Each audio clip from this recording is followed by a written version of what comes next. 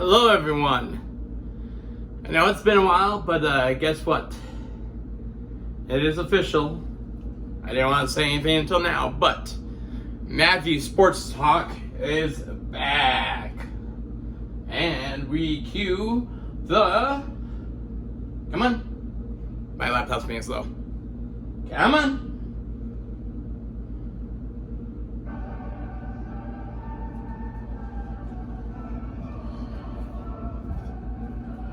That's right.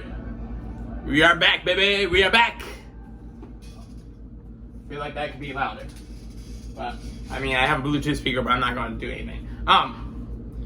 So yeah, I apologize. I've been away for a while.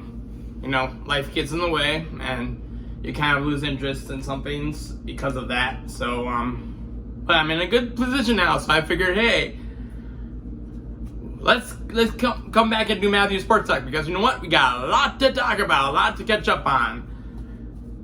I mean, we'll have to see how long this video is, but I am going to be talking, obviously, Vikings. I'm going to be talking about the T-Wolves, about their amazing season they just had, and we're going to be able to talk about the Twins, about what they are currently up to, as well as, you know, the NBA and whatnot, the NFL and whatnot, and the MLB and whatnot. So, with that in mind, let us get right into it, shall we? With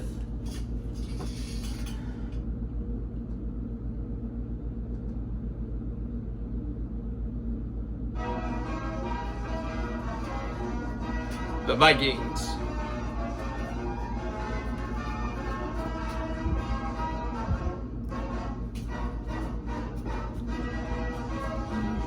Let's go.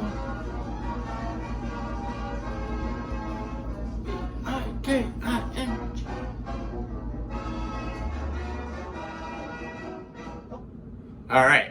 So, yep, the Minnesota Vikings, who you probably know by now. Last year, things did not go quite according to plan. They ended 7-10. Kirk Cousins tore his Achilles about halfway through the season and was out for the rest of the half. They had to scrape together quarterbacks and distribute it between Josh Dobbs, Nick Mullins, and Jaron Hall. Altogether, I am impressed at the fact that they ended 7-10. Okay? That is a feat. You cannot say that they did not try to do their best, even with, and also the fact that they were without Kirk Cousins for half of the season. They were also without that guy, Justin Jefferson, the goddamn best wide receiver in the league, was out for, I can't remember, I think there were 10 games or something, but he was out for at least half of the season. Okay? So, and they still managed to be close within games, and you know, they beat the San Francisco 49ers, the team that went to the Super Bowl for the NFC. They beat the San Francisco 49ers on a Monday night. Yeah.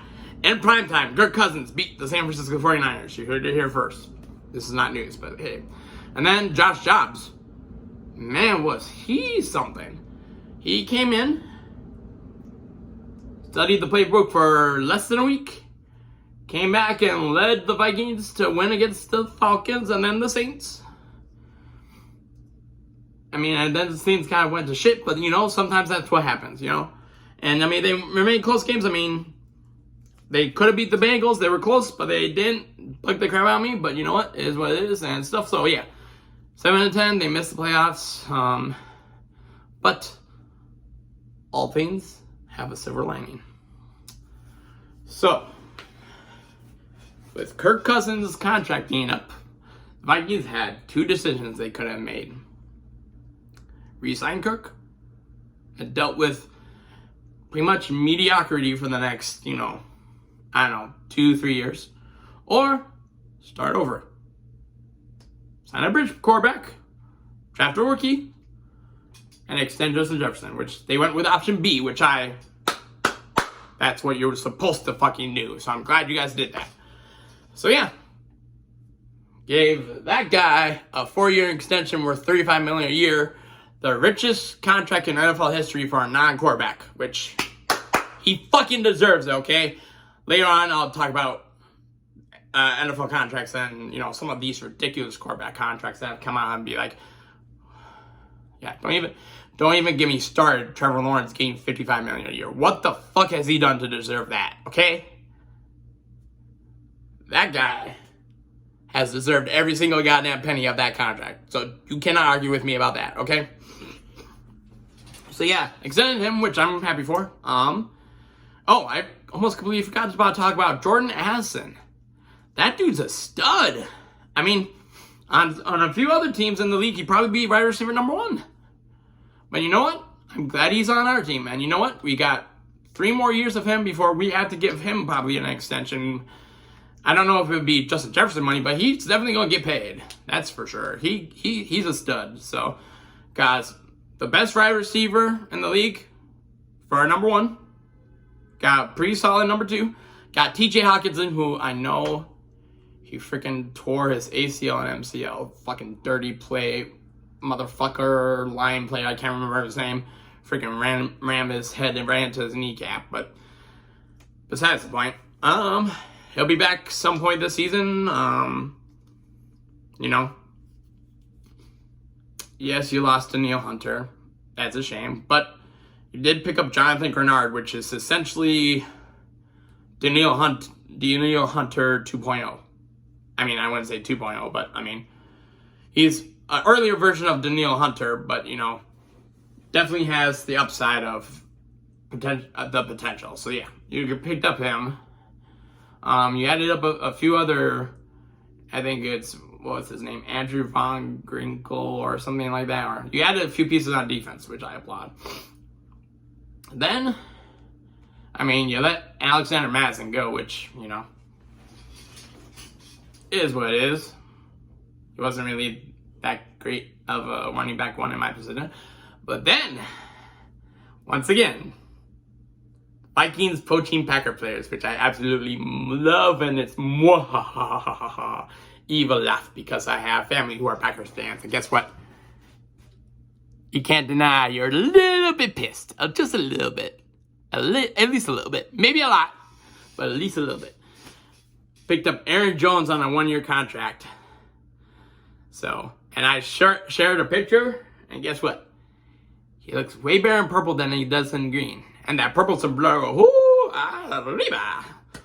So yeah, there's that. And I'm hoping that it turns into more than just a 1-year contract, because I would love him staying. I mean, yes, I know he's going to be about 30, and once running backs turn that age, everything kind of flips. But you know what? Hey, if he performs well this year, I mean, he'll be working in the play action, so there's that. And yeah, he probably will run for more than Alexander Madison did last year. So maybe after this season, maybe Vikings, maybe give him a 2-year, maybe a 3-year contract. Just a suggestion. I mean, I'm not a GM. I would love to be a GM, because some of these GMs are fucking stupid when it comes to giving out money to players that, I feel like don't deserve it. But that's neither here nor there. And then the quarterback. He signed Sam Darnold to a 1-year contract, so he's obviously a bridge quarterback. I had initial reservations against it, but apparently since he's left the Jets, he's embraced his role as a backup with the 49ers, and I think he was also with the Panthers, if memory serves me correctly, but I know he was at least the backup for the 49ers. And when they signed him as a bridge quarterback, he also kind of embraced that role. And apparently, you got Kevin O'Connell, the quarterback guru, saying he's looked really, really well so far in the mini camps. So, you never know, because you also, with the 10th overall pick in the 2024 NFL Draft, the Minnesota Vikings selected J.J. McCarthy, quarterback from Michigan. Now this, I went back and forth on. I was initially skeptical of J.J. McCarthy, and here's why. Because even though it was a pro-style offense that they ran in Michigan, it was a very run-heavy, offense. So he didn't throw the ball a whole lot, so there wasn't a whole lot of a sample size. So I was kind of worried us drafting him because he was going to be switching from a run-heavy offense to pass-heavy offense, which is kind of mitigated by the fact now that we have Aaron Jones, at least for this season, and hopefully for a few more years. I mean, Aaron Jones was good for the play action, but he will run the ball, so I think the pass attempts will come down a little bit as the run attempts go up. But here's where I changed my mind on J.J. McCarthy, when I thought long and hard about it, because initially, here's what my pecking order was for the 2024 quarterbacks that could be drafted. At the top, obviously, was Caleb Williams. Then you had Jaden Daniels. Then Drake May. Then I had Michael Penix Jr. I had those four ahead of J.J. McCarthy at number 5. And then Bo Nix and whatnot. And it was because of the fact of the reasons I listed was, small sample size, hasn't thrown the ball a ton. But here's where my mind changed after watching his play. First off, the kid's just a fucking winner. Everywhere he goes, he wins. He's won high school championships. He obviously just won a national championship with Michigan. He just fucking wins. And you probably seen him with a picture of, the fact he has a ring for every single finger. He's got a national championship ring. One of those is probably like a Big Ten or like probably some kind of New Year's Day bowl ring from, last year. And then I think he has like at least 2 or 3 high school championships. So the kid fucking knows how to win.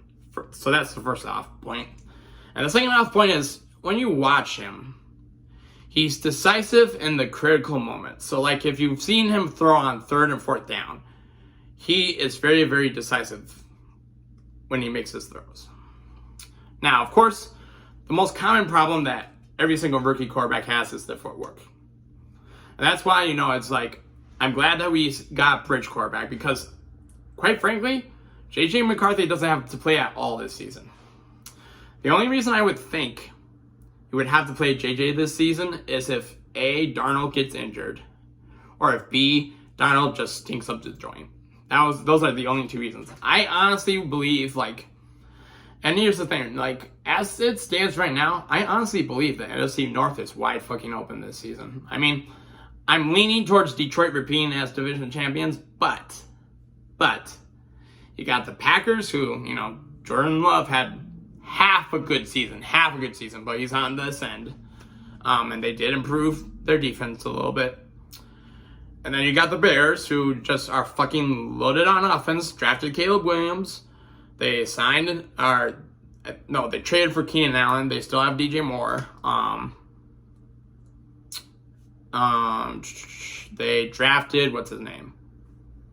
I think it's Roma Doomsday? Crap, I can't remember.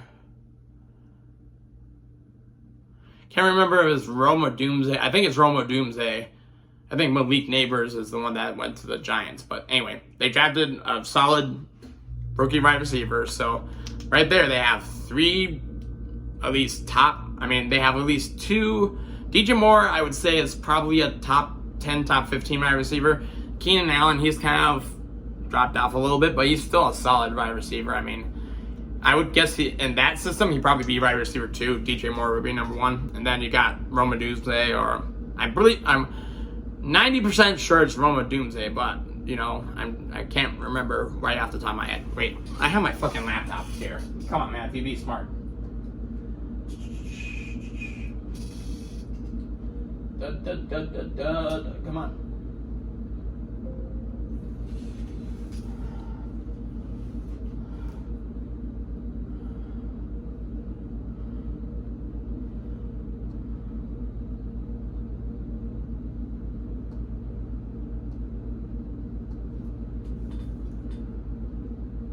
'24 NFL draft results.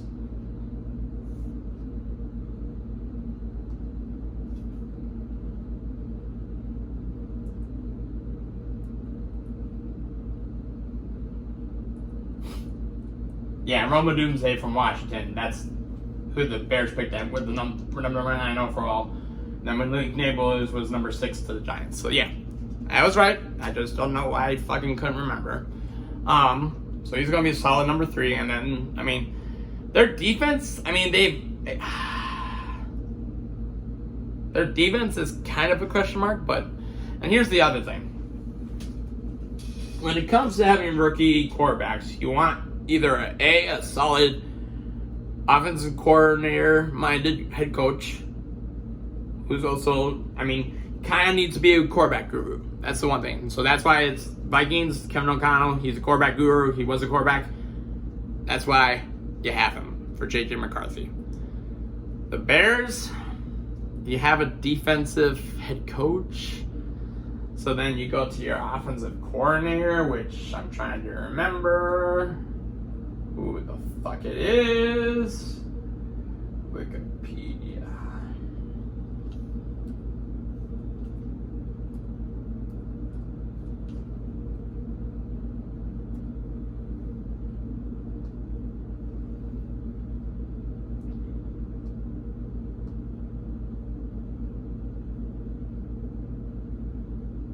Sports.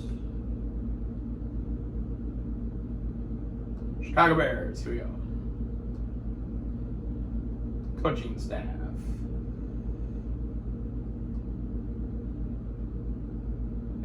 Matt Eberflus is their head coach.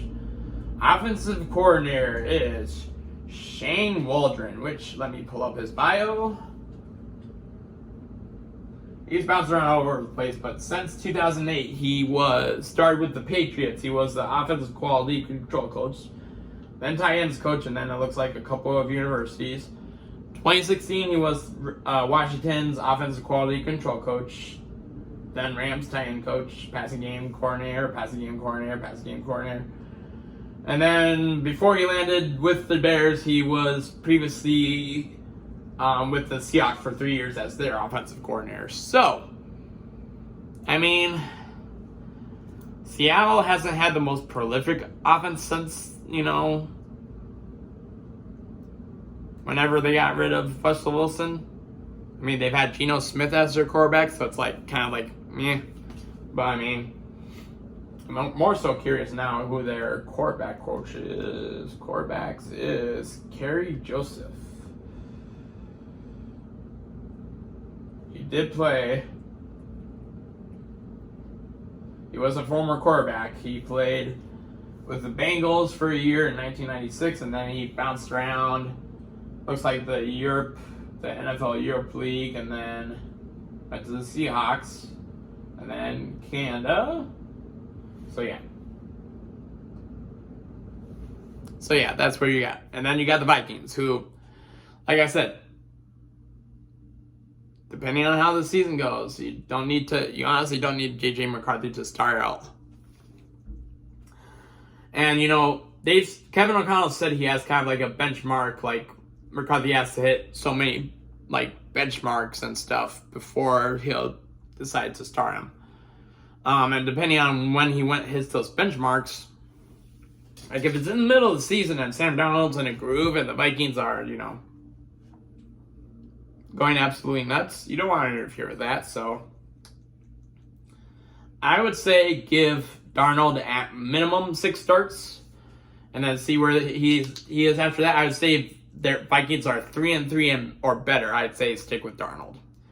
If they're 2-4 or less, see when McCarthy gets you. So that's how I view that. So yeah, that's the Vikings, my catch-up Vikings episode for you. I will be talking about the NFL in a separate episode, as well as gotta talk about, the Twins and the Timberwolves and the NBA and the MLB. So, hope you guys are happy I'm back. Remember, please hit like and subscribe and share with anyone who likes sports. All right, see you guys in a little bit.